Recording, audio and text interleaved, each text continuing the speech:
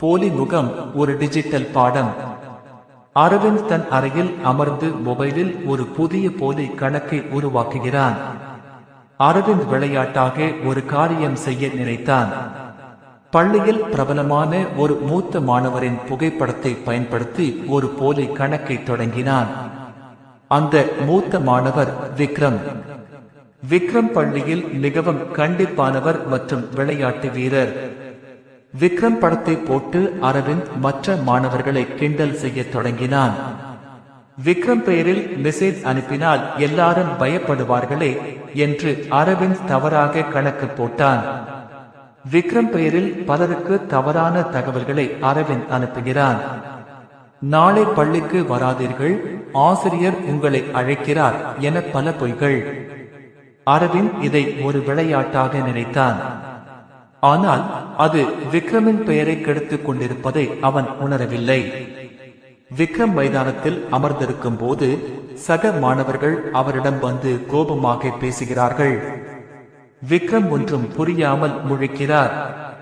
விக்ரம், நீ ஏன் எங்களுக்கு இப்படி மெசேஜ் அனுப்பினாய் என நண்பர்கள் கேட்க விக்ரம் அதிர்ச்சியடைந்தார். நானா? நான் போனே எடுக்கவில்லையே. விக்ரம் அந்த போலி கணக்கை பார்க்கிறார்.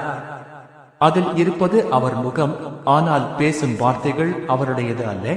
அவர் கண்கள் கோபத்தில் சிவக்கின்றன. யாரோ என் முகத்தை பயன்படுத்தி தவறான காரியம் செய்கிறார்கள்.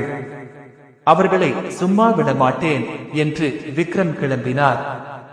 விக்ரம் ஒரு தந்திரம் செய்கிறார். அந்த போலி கணக்கிற்கு ஒரு மெசேஜ் அனுப்புகிறார். உன்னை பார்க்க ஒரு ரகசிய இடம் வைத்திருக்கிறேன், அங்கே வா என்றான்.